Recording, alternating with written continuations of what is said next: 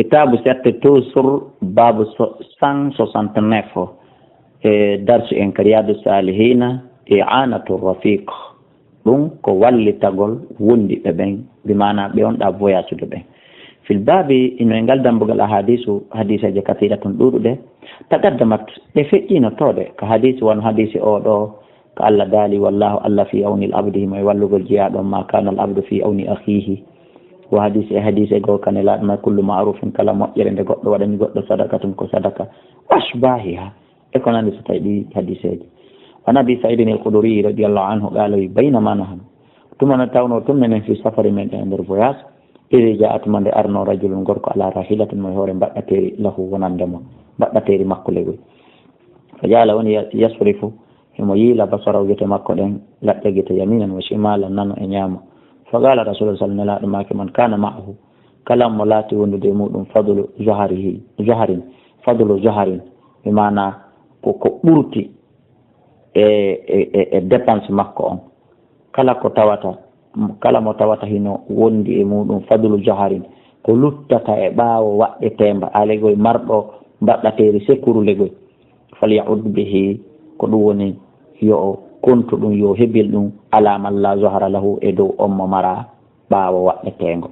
alegoy kala marɗo mbabba sekkuru yo hebi lamba onande on mo mara mbabba o man kana lahu kala laatani ɗum fadlu zadin jooɓa ɓeyditika e hoore ko mari kon falya'ud bihi yo hebil ɗum alaman la zada lahu e dow mo mara jooɓa fa dakara o janti min asnafil mali immorde façon ji jawle ɗen fof ma dakara ko janti kon hatta ra'ina ha meyi annawno kanko la haqqa annahu koni la haqqa li ahadin hanana goto minna immorde amen fi fadlin e nder luttingol ta hedditiɓɓen heɓali rawahu muslim on jabiri radiallahu anhu an rasulillahi sallallahu alaihi wasallam annahu no kanko arada o falana an yahzuwa nde o haɗata faqal haɓoyta jihadi faqala ya ma'ashara al muhajirina wal ansar inna min ikhwanikum ande no jeeya e musidɓe moɗon ɗo man yimɓe laysa lahum malun ɓe mata jawdi hay e hunde wala ashiratun ɓe maragolon falyadumma ahadukum yo goto kala e moɗon takku ilayhi faade e muɗum arrajulayni worɓe ɗiɗo awi salasata ma tato ma nayyi nuni wo no heɓiri moyen fin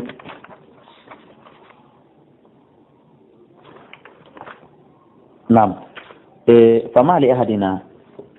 alana hay e goto e meɗen min jaharin immorde e ɓaawo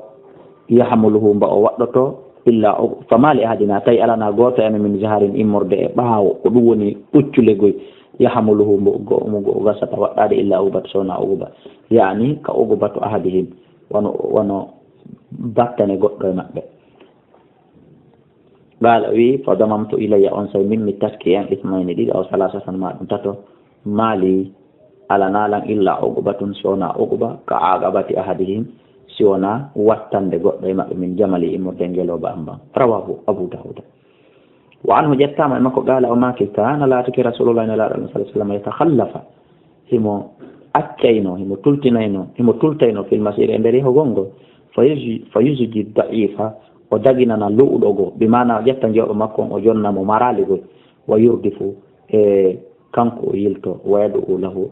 o yurdifu ko ɗum woni on ɗon o yuppa gonɗi sabu ko yilti kon o yadu lahu odu anoma rawahu abu dawud bi isnadin hasan wallahu a'la wa a'lamu.